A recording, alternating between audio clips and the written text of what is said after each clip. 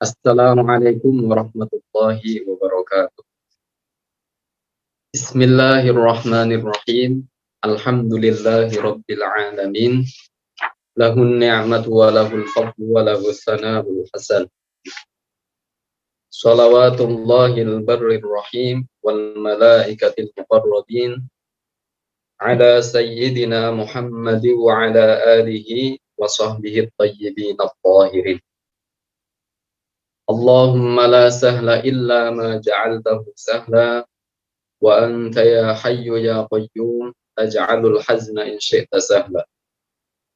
Allahumma rzuqna al-ikhlasa fil niyyati wal qawli wal amal. Udzakiru nafsi wa iyyakum bi ikhlasin niyyah lillahi tabaraka wa ta'ala. Seperti biasanya saya ingatkan khususnya kepada diri saya sendiri dan panjenengan semuanya agar mengawali kajian kitab Nurud Duja min Aqidati A'immatil Huda dengan niat baik, dengan niat ikhlas lillahi ta'ala. Kita mengaji semata-mata hanya karena ingin mendapatkan ridho dari Allah Ta'ala. Pada pertemuan sebelumnya kita telah membahas tentang ayat muhkamat dan ayat mutasyabihat dan telah disebutkan tentang metode ulama salaf dan ulama kholaf tentang mengenai ayat-ayat mutasyabihat. Kita lanjutkan membaca kitab Nurud Dujanya. Bismillahirrahmanirrahim. Nawaina ta'allum lillahi ta'ala. Qala al-muallifu rahimahullah. Wa musibatu haula'il kubra annahum la yafhamuna mawjudan ghaira jismin. Yang menjadi musibah terhadap mereka, orang-orang yang menyerupakan Allah dengan makhluknya, yaitu kelompok musyabbihah, sekarang dibawa oleh sekte Al-Wahabiyah, bahwa mereka tidak setuju, mereka tidak bisa memahami bahwa sesuatu yang ada tidak berupa jisim. Jadi kelompok al-musyabbihah mereka berkeyakinan segala sesuatu yang ada pasti berukuran dan memiliki bentuk. Mereka tidak bisa membenarkan keyakinan segala sesuatu yang ada tidak berupa jisim. Yang menjadi persoalan adalah sebab mereka itu telah menyerupakan Allah dengan makhluknya, sehingga mereka tidak bisa menerima pemahaman sesuatu yang wujud tanpa berupa jisim. Sesuatu yang wujud bukan berupa jisim. Karena mereka telah menyerupakan Tuhan dengan makhluknya. Padahal yang benar, ya, yang benar adalah segala sesuatu yang ada bisa dilihat. Kullu mawjudin yasihu ayyura. Segala sesuatu yang ada pasti bisa dilihat. Tidak seperti yang disampaikan, yang dikeluarkan oleh sekte Al-Wahabiyah. Mereka berkeyakinan bahwa segala sesuatu yang ada pasti berupa jisim. Nah, ini menjadi musibah besar bagi mereka. Falidzalika yastafrihuna juhdahum fi ja'lillahi jisman muttasifan bisifatil jism. Karena mereka itu tidak bisa menerima sesuatu yang wujud tidak berupa jisim, sehingga mereka berusaha sekuat mungkin dalam mensifati Allah Ta'ala, dalam menjadikan Allah Ta'ala berupa jisim yang disifati dengan sifat-sifat jisim. Karena mereka itu tidak bisa menerima, ya, konsep sesuatu yang wujud tidak berupa jisim, tidak berupa benda, sehingga mereka dalam ayat-ayat Al-Quran ataupun hadis yang secara tekstualnya menunjukkan bahwa Allah itu disifati dengan sifat isim, sehingga mereka menggunakan ayat-ayat tersebut, menggunakan hadis-hadis tersebut untuk mengelabui kepada orang-orang awam bahwa Allah itu berupa jisim dan disifati dengan sifat-sifat isim. Padahal apa yang mereka sampaikan yang dari Al-Quran ataupun hadis itu tidak seperti yang difahami oleh mereka. Fakaifa yadda'i haula'i annahum arafu qaulallahi ta'ala. Lalu bagaimana mungkin mereka itu dikatakan orang yang mengetahui makna firman Allah Ta'ala laisa kamitslihi syai', padahal mereka itu menjisimkan Allah Ta'ala, padahal mereka itu menyerupakan Allah Ta'ala dengan makhluknya. Wa amanu bihi, dan bagaimana mungkin mereka itu mengimani terhadap ayat laisa kamitslihi syai'. Lau arafu dzalika wa amanu bihi lama ja'aluhu jisman, karena seandainya mereka itu mengetahui makna sesungguhnya firman Allah Ta'ala laisa kamitslihi syai', dan mengimani makna tersebut, maka niscaya mereka tidak akan menjadikan Allah Ta'ala jisim. Mereka tidak akan mensifati Allah Ta'ala dengan sifat-sifat jisim. Karena makna dari ayat laisa kamitslihi syai' adalah penafian jisim kepada Allah Ta'ala, penafian asyabih wan nazir kepada Allah Ta'ala, yang maknanya bahwa Allah Ta'ala tidak menyerupai dengan segala sesuatu apapun, baik satu segi maupun semua segi. Li'annal alam jismun wa sifatun qa'imatun bihi. Sebab alam semesta ini adalah jisim atau benda, wa sifatun qa'imatun bih, yang disifati dengan sifat-sifatnya, yakni sifat-sifat benda. Makanya kalau sekte Al-Wahabiyah dan kelompok Al-Musyabbihah, mereka mengaku-ngaku bahwa faham dan mengetahui makna ayat laisa kamitslihi syai'. Ya, kalau memang benar-benar mengetahui maknanya dan mengimaninya, maka niscaya mereka tidak akan berkeyakinan bahwa Allah duduk di atas arsy. Namun nyatanya mereka itu hanya bicara saja, katanya mengetahui makna ayat laisa kamitslihi syai'. Namun nyatanya mereka tetap menyerupakan Allah dengan makhluknya. Maka pengakuan itu dusta, maka pengakuan itu bohong. Ya. Atau mereka benar-benar mengetahui makna ayat laisa kamitslihi syai', namun mereka tidak mengimaninya. Bisa jadi seperti itu.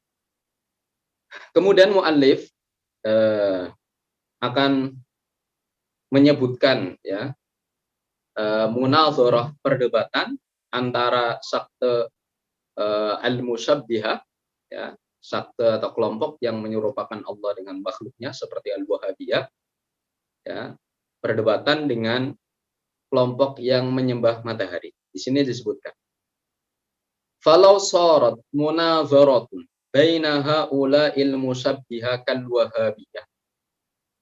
Jika terjadi perdebatan antara kelompok musyabbihah, kelompok yang menyerupakan Allah dengan makhluknya, seperti sakte Al-Wahabiyah, alladzina ya'taqiduna annallaha jismun lahu misaha, yaitu kelompok yang berkeyakinan bahwa Allah itu berupa benda yang memiliki ukuran, wa baina abidi syamsi, dengan kelompok yang menyembah matahari. Faqala al-Wahabi li'abidi syamsi.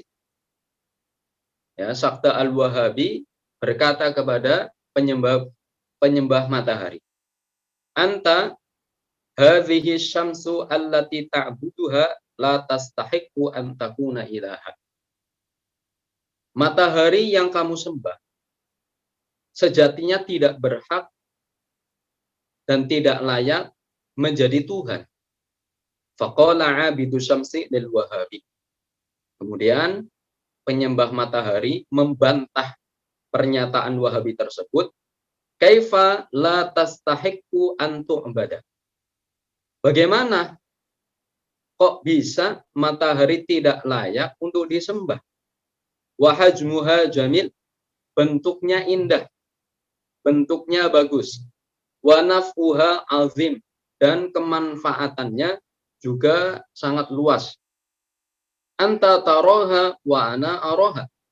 Kamu melihat matahari tersebut dan juga saya melihatnya.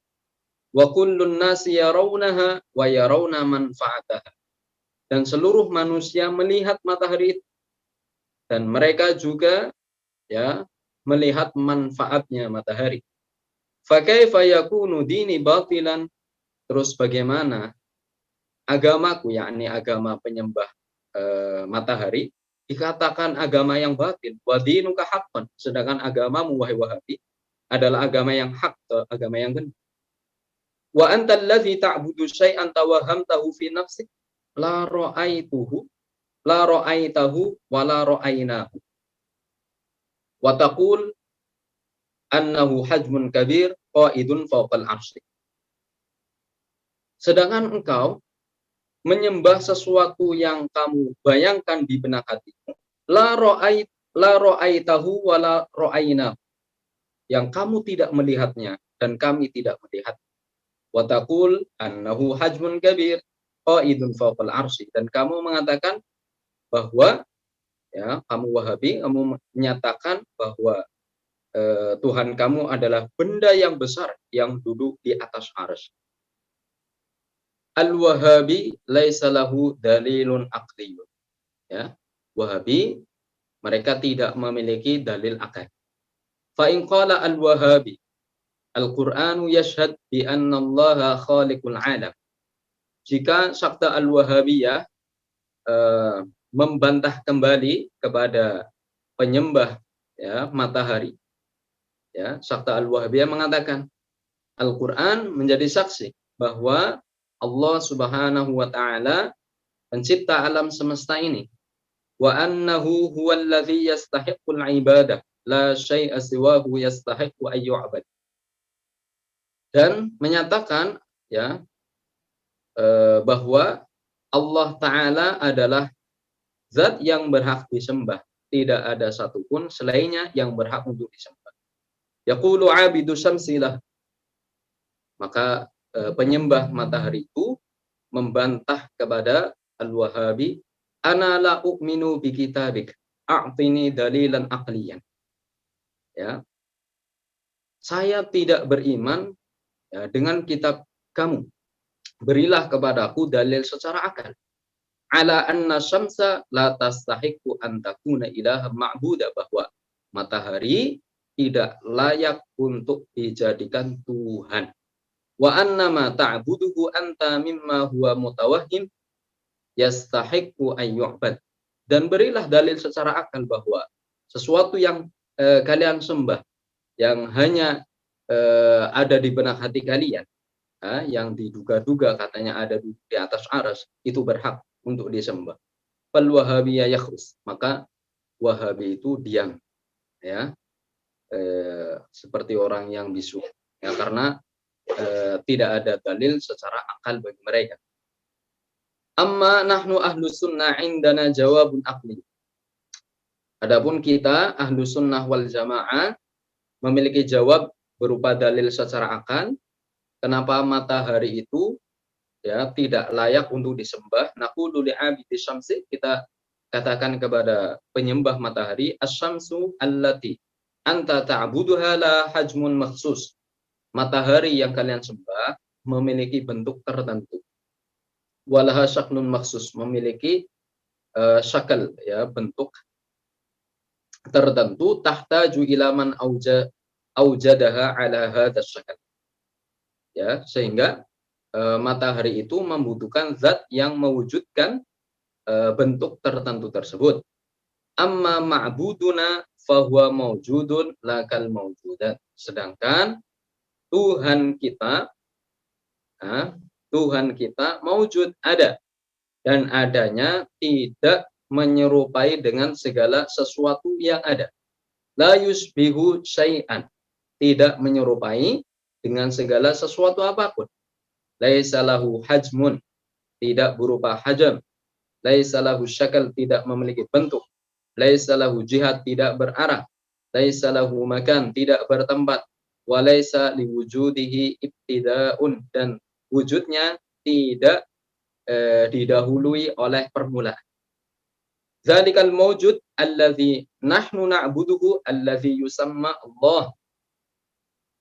Ya, Tuhan yang kami sembah, ya, Tuhan yang kami sembah adalah zat yang ada, yang adanya tidak serupa dengan segala sesuatu yang ada, tidak berupa benda, tidak disifati dengan sifat benda, tidak berarah, tidak bertempat, wujudnya tidak didahului oleh permulaan. Ya, yang kami sembah adalah zat yang dinamakan dengan Allah Subhanahu wa taala. Wallazi yastahiqqu ayyakuna ma'budan. Dialah Allah taala zat yang berhak untuk disembah. Wa huwallazi awjada syamsa allati anta ta'buduha. Dia Allah taala yang menciptakan matahari yang kalian sembah. Wa hadzal bashar, dan dia Allah taala zat yang menciptakan seluruh manusia.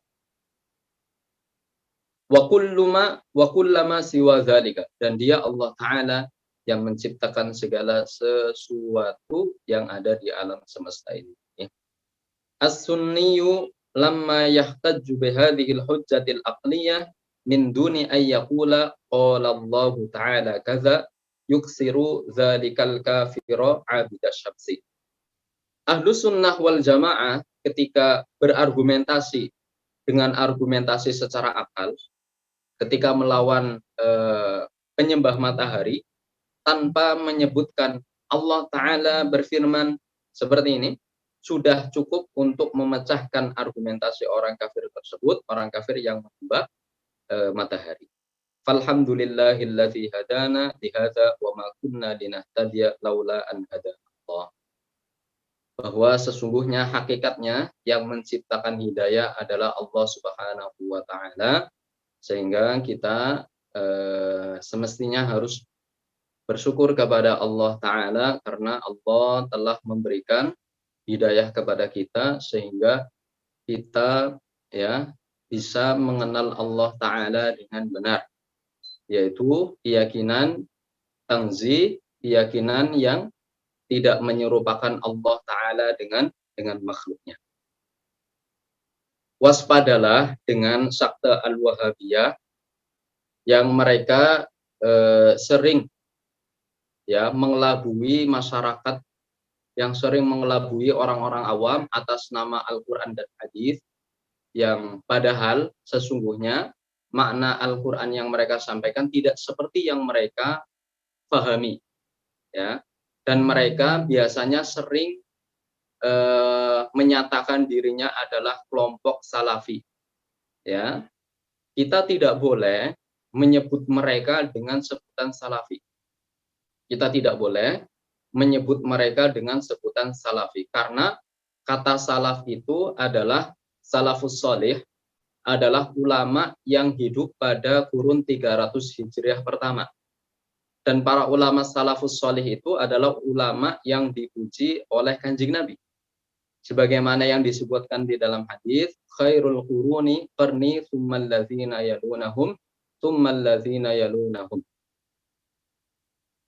Ini menunjukkan pujian Rasulullah terhadap para ulama salafus sholih. Para ulama salafus sholih seperti Madzhabul Arba'ah, terus kemudian Al-Imam Abu Ja'far At-Tahawi.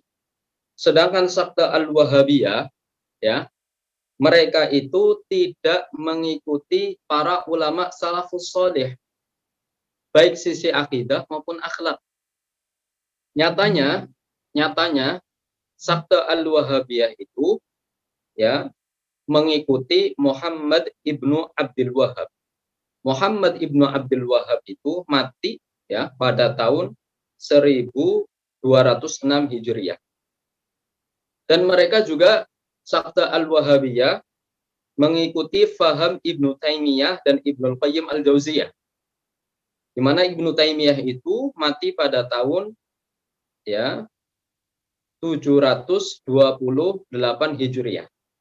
Ibnu Qayyim Al-Jauziyah sebagai santri Ibnu Taimiyah mati pada tahun 751 Hijriah. Serta mereka juga mengikuti Ibnu Utsaimin. Ibnu Utsaimin ini wafat atau meninggal mati ya pada tahun 1421 Hijriah. Ya, mereka juga mengikuti ya Ibnu Baz, Albani ya, yang mati pada tahun berapa? 1420 Hijriah. Artinya yang saya sebutkan tadi adalah orang-orang yang dianggap tokoh oleh Sakta Al-Wahabiyah, dan nyatanya dari segi sifat kurunnya tidak ada satupun dari mereka yang hidup pada kurun 300 Hijrah pertama. Artinya Sakta Al-Wahabiyah yang mengaku-ngaku sebagai pengikut salaf ini adalah pengakuan yang dusta, dan bagi kita tidak boleh memviralkan nama salaf kepada mereka. Karena hakikatnya dan sejatinya mereka tidak mengikuti para ulama salafus salih baik sisi akidah ataupun akhlak. Justru mereka itu mengikuti faham Ibnu Taimiyah, di mana sejarah sudah membuktikan bahwa Ibnu Taimiyah itu mati di penjara sebab karena menyebarkan akidah sesat, yaitu berkeyakinan Allah bersemayam di atas arsy. Bahkan Ibnu Taimiyah berkeyakinan pada hari kiamat Allah dan Rasulullah duduk bersampingan. Na'udzubillah. Nah, faham Ibnu Taimiyah inilah yang disebarkan oleh santrinya bernama Ibnu Qayyim Al-Jauziyah. Perhatikan, ya kalau Ibnul Jauzi sama Ibnu Qayyim Al-Jauziyah beda. Ibnul Jauzi itu bermadzhab Hambali, benar-benar bermadzhab Hambali dan akidahnya Ahlussunnah wal Jamaah. Sedangkan Ibnu Qayyim Al-Jauziyah adalah santri ya, santri kesayangannya Ibnu Taimiyah. Yang menyebarkan paham Ibnu Taimiyah secara meluas adalah Ibnu Qayyim Al-Jauziyah dan diteruskan oleh Muhammad bin Abdul Wahhab hingga sampai pada sekarang ini. Ya, mereka masih menyebarkan akidah sesatnya. Ya, maka kita tidak boleh memviralkan, tidak boleh menisbatkan kata salaf kepada Al-Wahabi. Namun yang lebih tepat dan yang lebih layak adalah kata talaf kepada mereka. Al-Wahabi at-talafi, nufatut tawassul. At-talaf artinya perusak. Karena hakikatnya mereka itu perusak akidah dan perusak akhlak. Na'udzubillah.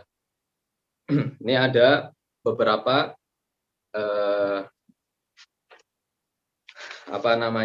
keterangan dalam salah satu kitab masih berkaitan dengan kajian kita ini, bahwa Al-Wahabiyah itu mereka membawa paham ekstrim, membawa paham radikalisme, mereka membawa paham terorisme. Sedangkan dalam Al-Quran dan hadis bahwa kita dilarang untuk anil ghuluwi fiddin, melebihi batas dalam agama. Allah Subhanahu wa taala berfirman, "Ya ahlal kitab la taghlu fi dinikum." Maknanya, wahai ahlal kitab. Ahlal kitab di sini maksudnya orang Yahudi dan Nasara. Janganlah kalian ya berbuat ghulu, melebihi batas pada agama kalian. Dan juga di dalam hadis Rasulullah sallallahu alaihi wasallam, beliau bersabda, "Wa iyyakum wal ghuluwa fa innal ghuluwa ahlaka man kana qablakum." Yang maknanya, hindarilah dan jauhilah dan waspadalah terhadap ghulu atau melebihi batas, maka sesungguhnya ghulu itu bisa membinasakan kepada orang yang ada sebelum kalian semua. Hadis riwayat Imam Ibnu Hibban dalam kitab As-Sahih. Nah, ayat yang telah tadi sudah disebutkan dan hadis tersebut ya melarang kepada kita untuk berbuat ghulu atau melebihi batas. Ghulu itu definisinya mujawazatul had, melebihi batas. Allah Subhanahu wa taala melarang kepada kita ya melebihi batas dalam mengagungkan ciptaan-ciptaan Allah. Kita katakan al-anbiya yu'azzamuna, para nabi mereka semuanya dimuliakan ya pada batas yang layak untuk dimuliakan. Artinya tidak boleh melebihi batas dalam memuliakan para nabi-nabi Allah. Tidak boleh mensifati nabi dengan sifat-sifat ketuhanan. Seperti berkeyakinan bahwa Nabi Muhammad itu mengetahui segala sesuatu yang akan terjadi, semuanya. Nah, tidak boleh seperti itu karena mensifati nabi dengan sifat ketuhanan. Begitu juga kita tidak boleh memuliakan wali Allah melebihi batas derajat seorang wali. Ya, tidak boleh kita memuliakan wali ya dengan kemuliaan yang setara dengan kemuliaannya para nabi. Sebab 1000 wali pun tidak akan menyamai derajatnya satu nabi, bahkan apalagi melebihinya, kan seperti itu. Nah, Allah Subhanahu wa taala pada ayat tersebut mencela ahlul kitab, mencela al-Yahud wan Nasara ya karena mereka telah berbuat ghulu ataupun telah berbuat mujawazatul haq, melebihi batas ya dalam persoalan agama. Kita tahu bahwa orang-orang Yahudi mereka berbuat ghulu, melebihi batas dalam memuliakan dan mengagungkan Uzair. Dan keyakinan Ahlus Sunnah wal Jamaah, Uzair itu ada yang mengatakan nabi, ada yang mengatakan wali. Namun yang lebih kuat, Uzair adalah seorang wali. Karena tidak mungkin ya keyakinan karena kalau memang nabi ya maka jasadnya tidak akan hancur. Tapi nyatanya kan Uzair itu telah diwafatkan oleh Allah Subhanahu wa taala 100 tahun, terus kemudian dihidupkan kembali lagi oleh Allah Ta'ala. Berarti jasadnya Uzair itu telah hancur. Nah, untuk pendapat yang kuat adalah bahwa Uzair seorang wali karena beralasan seperti itu. Di dalam hadis itu tidak ada satupun keterangan yang menjelaskan bahwasanya Uzair adalah seorang nabi dan tidak ada keraguan sama sekali bahwa Uzair adalah kekasih Allah Ta'ala atau waliullah. Nah, kelompok Yahudi mereka itu berbuat ghulu dalam mencintai Uzair. Ya, mereka mengatakan bahwa Uzair ibnullah, Uzair anak Allah. Ya, penyebab orang Yahudi ya berkeyakinan bahwa Uzair adalah ibnullah adalah karena Uzair telah hafal kitab Taurat yang berada di Baitul Maqdis. Ya, bahwa riwayatnya seperti ini. Ada orang kafir yang namanya Buhtanassor. Ya, Buhtanassor. Orang kafir ini, Buhtanassor ini ya, membunuh orang-orang Yahudi. Ya, membunuh orang-orang Yahudi, membunuh sampai berapa nyawa? 100.000. 100.000 orang Yahudi dibunuh oleh Buhtanassor al-Kafir. Terus kemudian Buhtanassor al-Kafir ini mengusir orang-orang Yahudi ya dengan jumlah yang begitu banyak, diusir semuanya. Serta membakar ya kitab Taurat. Setelah 70 tahun kemudian orang-orang Yahudi kembali ke Baitul Maqdis, dan ketika kembali kepada Baitul Maqdis, orang-orang Yahudi menemukan Uzair yang menghafal kitab Taurat ya. Dan mereka, orang-orang Yahudi mengatakan, hadza ma wasala ila hadhihi darajah illa li annahu ibnu. Derajat ini tidak akan dapatkan kecuali ya orang tersebut adalah anak Tuhan. Nauzubillah. Ini dikatakan hulu ya melebihi batas dalam agama dan jelas ini kekufuran. Terus kemudian orang Nasara ya kita tahu mereka itu hulu dalam mencintai Al-Masih ya.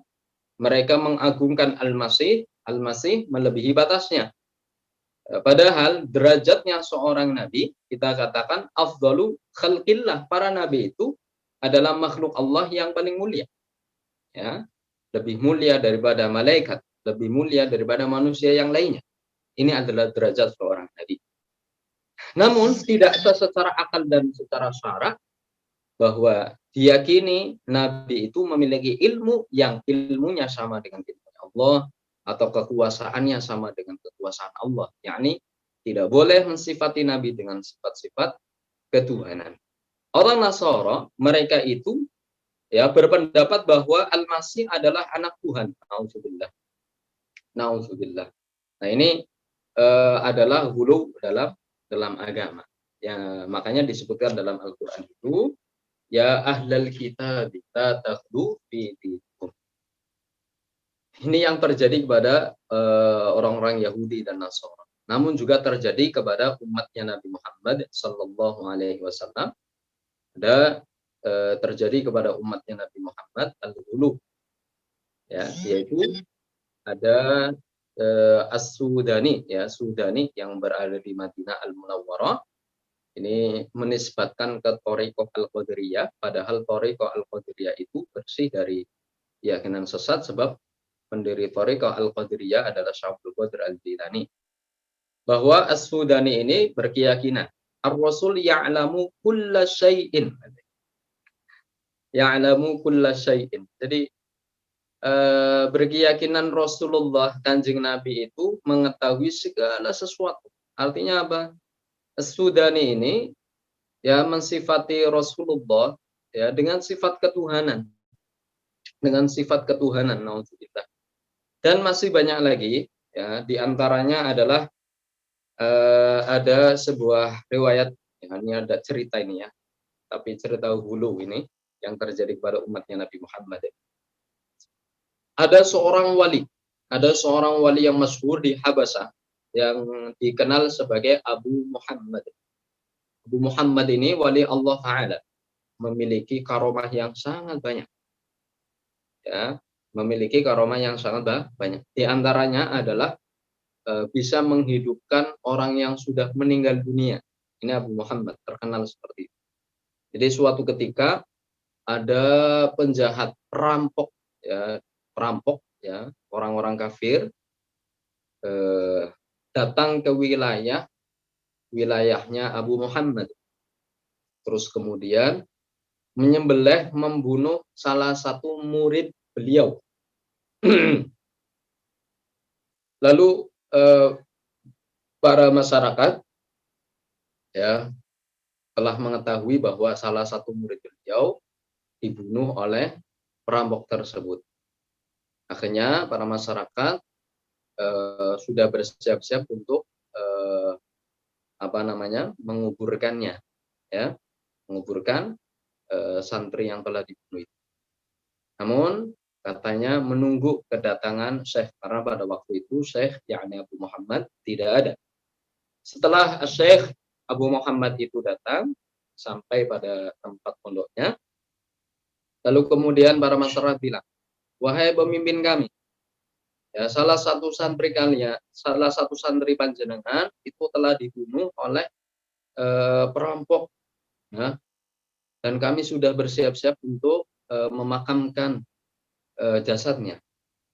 Lalu kemudian Syekh itu Abu Muhammad berdoa kepada Allah Subhanahu wa taala, ya, dan menghidupkan santri tersebut yang sudah meninggal dunia atas kuasa Allah taala, yakni Allah taala yang menghidupkan santri itu. Ya, doanya Syekh tersebut dikabulkan oleh Allah Ta'ala. Namun, ya, para penduduk wilayah Syekh Abu Muhammad tersebut, mereka berbuat hulu atau melebihi batas dalam mengagungkan Syekh itu. Mereka membuat qasidah dengan bahasa Habasah mengatakan, Inna Aba Muhammad mithlus somad. Artinya apa? Mereka itu menyamakan Abu Muhammad mithlus somad, ay mithlullah. Nauzubillah, ini jelas kekufuran karena menyamakan Abu Muhammad dengan Allah Subhanahu wa taala. Nah, agama Islam itu memerintahkan kepada kita untuk al-i'tidal. Untuk al-i'tidal. Al-i'tidal itu artinya moderat, tidak ekstrem kanan dan juga tidak ekstrem kiri. Berbeda dengan sekte Al-Wahabiyah. Kalau Al-Wahabiyah itu mereka ya mengkafirkan orang-orang muslim tanpa hak. Mereka langsung memvonis bahwa orang yang ziarah kubur dihukumi syirik.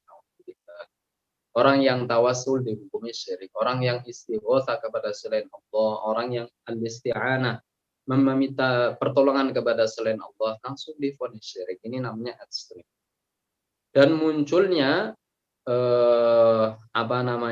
terorisme ini kan berawal dari ideologi yang keliru, yaitu ideologinya sekte Al-Wahabiyah, karena mereka itu memiliki doktrin bahwa selain kelompok mereka langsung dihukumi kafir. Nauzubillah. Maka pada zaman sekarang ini kita hidup di mana kesesatan sudah tersebar kemana-mana, ya kesesatan sudah tersebar kemana-mana, dan apa yang didawuhkan oleh Kanjeng Nabi sudah kita pada al-Islam ghariban wa sayaudu kama bada fatuba lil quraba, bahwa Islam yang pertama kali dibawa oleh Kanjeng Nabi ya dianggap sesuatu yang asing, kebenaran dianggap sesuatu yang aneh, sesuatu yang asing, dan nanti akan kembali sebagaimana pertama Islam itu dibawa oleh Kanjeng Nabi, yakni akan kembali lagi kebenaran dianggap sesuatu yang asing. Fatu badil qurba, dan maka beruntunglah orang-orang yang dianggap asing yang membawa kebenaran. Siapakah mereka? Alladzina yuslihuna ma afsadan nas, yaitu orang-orang yang memperbaiki kerancauan yang terjadi, kerusakan yang terjadi kepada masyarakat, kepada umat yang akan jadi, baik sisi akidah ataupun yang khususnya persoalan akidah. Nah, kita sekarang hidup pada zaman kesesatan, mulai dari sekte Al-Wahabiyah, ya, paham tasbih sudah tersebar kemana-mana, khususnya paham tasbih, dan paham Mu'tazilah juga tersebar kemana-mana.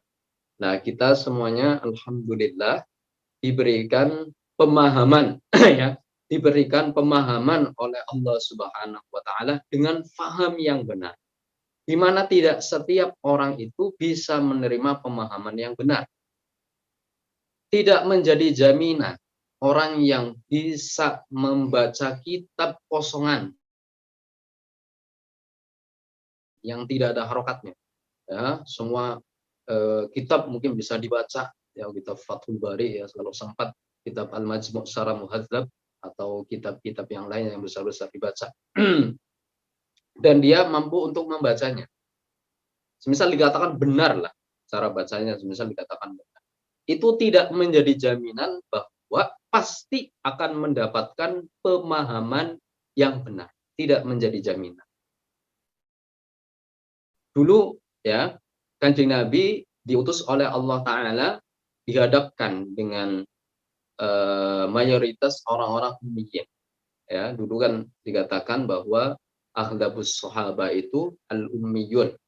Mayoritas kebanyakan dari kalangan sahabat itu al-ummi, tidak bisa membaca dan tidak bisa menulis.